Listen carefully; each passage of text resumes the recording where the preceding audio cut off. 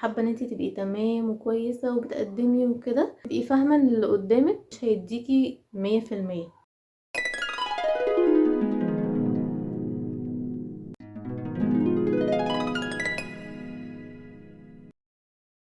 الطرحه تكون مظبوطه. بقلق من الكاميرا الخلفيه بسبب ان انا مبقاش شايفه نفسي. انتوا وحشتوني جدا. من ايه؟ يا رب تكونوا بخير. فيديو النهارده غير مخطط له بالمره، غير مخطط له بالمره. يعني احنا كده اللي هو ايه، يلا يلا هو بنصور. المشكله ان انا النهارده، احنا دلوقتي لسه الساعه تقريبا 1 أو 2.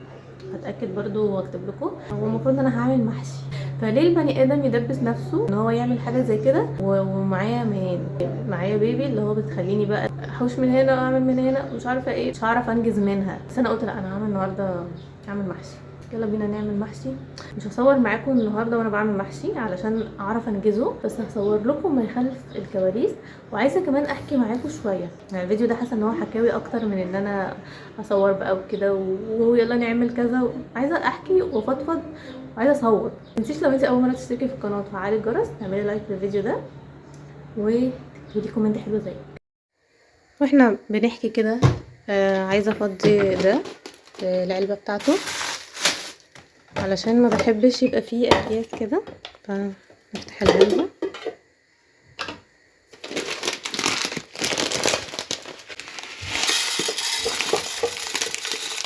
بس عملته ازاي وانا بفتحه؟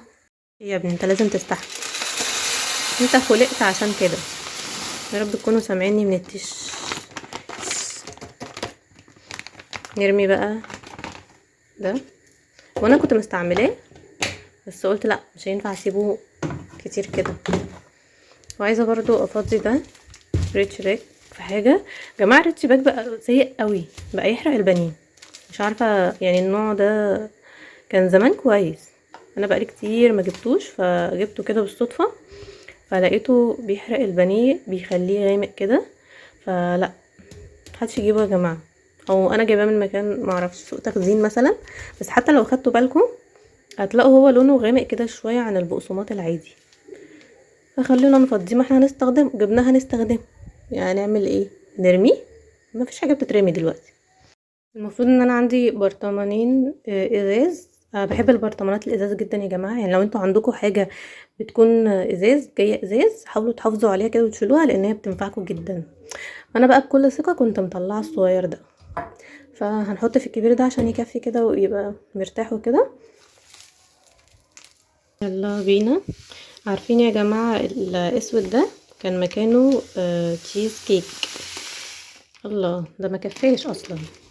يا لهوي على الثقه اللي انا بتكلم بيها. يعني ايه يعني دول هيبقوا في الكيس؟ للاسف مش لاقيه. انا المفروض عندي واحد اكبر شويه بس مش لاقيه. هدور عليه خلي ده مؤقتا كده. عايزه اقول لكم يا جماعه ان انا الفتره دي بنهار. اولا ما بعرفش اصور لكم. انا مان اول ما بشوفني لابسه الطرحه ان انا معظم الوقت بصور لكم بوشي. ف بتقعد تصوت وتعيط، ما بتسيبنيش اصور. يعني ما بتسيبنيش اصور لكم. تقعد تعيط بقى اللي هو فاكراني ان انا رايحه حته. فاهمين؟ يعني فاكراني ان انا نازله كده لابسه طرحه يبقى انتي رايحه حته. ف ما عندي مشكله معاها في الموضوع ده، غير ان هي موديه قوي. يعني تفضل تعيط طول اليوم بضمير او تلعب طول اليوم بضمير. يعني ما عندهاش حته اللي هو ايه، نلعب شويه ونضحك شويه ونعيط شويه. لا، يا يوم نكد خالص يا يوم حلو وهوبا هي ويلا ونلعب وكده. وبرضه بيبقى فيه باور، فبيبقى الموضوع متعب برضه. الحمد لله. وانا مليت الحله الكبيره دي، حطيتها على العين الكبيره برضه علشان نسلق فيها الرمبايه.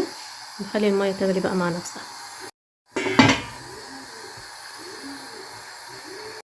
البسكت دي انا كنت غسلاها وحبيت ان هي تقعد في الشمس كده فطربت، فبرافو عليا. يعني اضطر ان انا المعها تاني. بس المهم ان انا بالنسبه لي ان هي اتعقمت ودخلت الشمس، او الشمس يعني جت عليها. كاني بقول لكم دخلت جهاز التعقيم مثلا، الشمس جت عليها. فاللي هو ايه، حسيت ان انا مش راحه نفسيه كده. انا بحب كده اي حاجه عندي في البيت بحب احطها في الشمس، وخصوصا الحاجات اللي بنضف بيها. الشرشوبه مثلا اللي بمسح بيها، لما عارفين الحاجات بعد ما بخلص كده، الخيشه، الحاجات دي كلها مثلا لو بنضف بحاجه معينه، مثلا فوطه او كده، كل دول بيتغسلوا ويتحطوا في الشمس. لو ما عملتش كده بحس ان في حاجه غلط. فيعني الحركه حلوه ووحشه في نفس الوقت. بصوا طربوا عشان كمان لونهم اسود يا جماعه. يعني من عيوب الحاجات اللي هي لونها اسود ان هي بتطرب بسرعه. ولقيت ان انا بصور بالكاميرا الاماميه. يعني انا جايبه لكم الشارع، مش جايبه نفسي اصلا. بقول لكم على ان الحاجات السوداء في العفش عموما دي نصيحه يعني خدوها، بتتطرب بسرعه. بس للاسف بيبقى شكلها شيك. يعني انا مش ندمانه مثلا ان انا جبت التلاجة بتاعتي لونها اسود، انا بحب لونها جدا وشكلها قيم قوي كده، ولكن طول الوقت بلمع فيها. يعني ايدي مبلوله كده فبتبصم في حبه تراب جم فيبانوا. يعني انتوا واقفين كده من الجنب شايفين كومه التراب عليها. اي حاجه بتبان فيها. مثلا لو حد ايده فيها اكل، ستاره هتقع علينا ولا ايه؟ لو حد في ايده فيها اكل وفتح التلاجة مثلا او كده، خلاص بقع. فبصوا، يعني طبعا اللون الابيض ما بيبانش فيه الكلام ده، بس انا بحب التلاجة بتاعتي لونها شيك، يعني عاجبني وكده. وما افتكرش ان انا لو جيت اشتري من اول وجديد هجيب لون تاني، لا هو لونها حلو.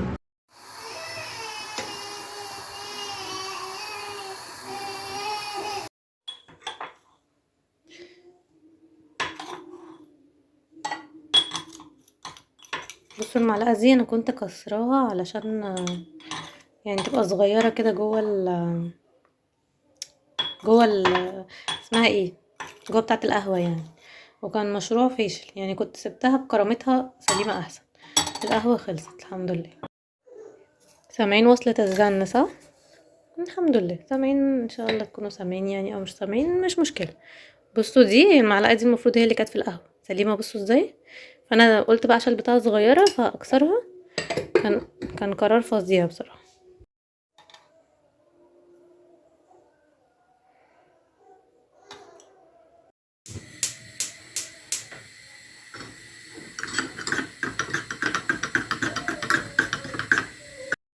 القهوه فورت.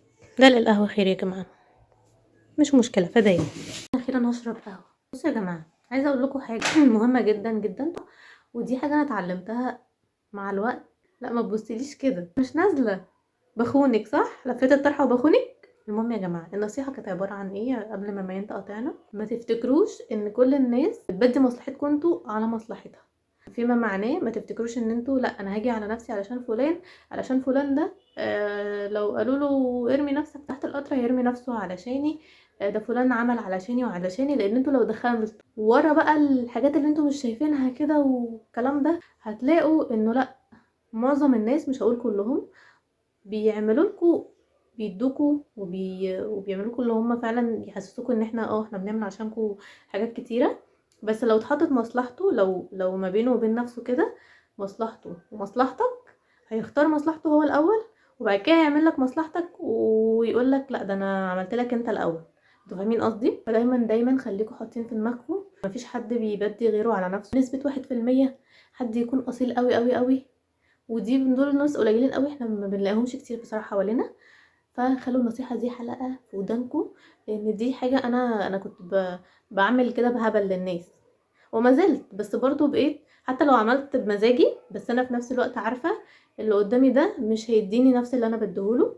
حتى لو انتوا كويسين مع الناس وكل حاجه، مش هيدوكوا نفس اللي انتوا بتدوه. انت حابه ان انت تبقي تمام وكويسه وبتقدمي وكده، تبقي فاهمه ان اللي قدامك مش هيديكي 100%. فانت تعملي وانت بتقولي ما بينك وبين نفسك انا عارفه ان هو مش هيديني 100%، بس انا عايزه اعمل كده.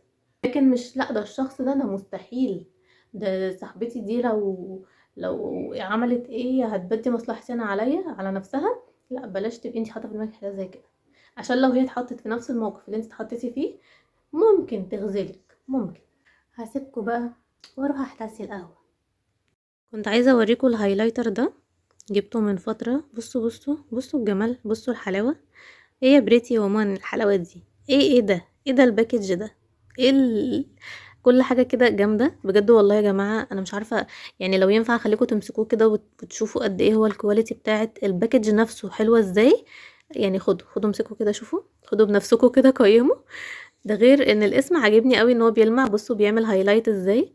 هما عاملينه كده من فكره ان انتوا الهايلايتر بيعمل هايلايت، فعاملين الاسم بتاعه كده، وده حلو قوي قوي. استنى اوريهولكم من جوه. بصوا والله تحفة فنية، تحفة فنية.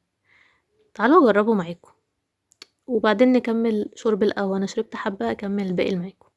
بصوا انا علشان ماسكة الكاميرا بايد فانا مش هوريكم الهايلايتر، انا هحطه على طول دلوقتي. فظيع. بصوا يا جماعة، بصوا حلاوته. بصوا طبعا انا مش حاطه ميك اب، فالهايلايتر يعني بيبان اكتر لو في بقى بيز كونسيلر فاونديشن الحاجات دي. لكن بصوا بصوا الاضاءه، انا يعني يا رب يكون باين في الكاميرا، انا شايفه نفسي في المرايه رهيب والله العظيم تحفه. بس مش عارفه ممكن ما يكونش ظاهر في الكاميرا بتاعتي لان انا الكاميرا بتاعتي مش بتوضح الالوان قوي. مع الهايلايتر بصوا الجمدان، يا رب يا رب يكون باين لكم على الكاميرا عشان انا شايفاه على المرايه رهيب. فبصوا، بصوا انا مش حاطه هنا، يعني يا رب يعني يكون باين لكم الالوان ظاهره هنا، مفيش اهو. انا حاطه الناحيه دي، اضاءته واو. واو.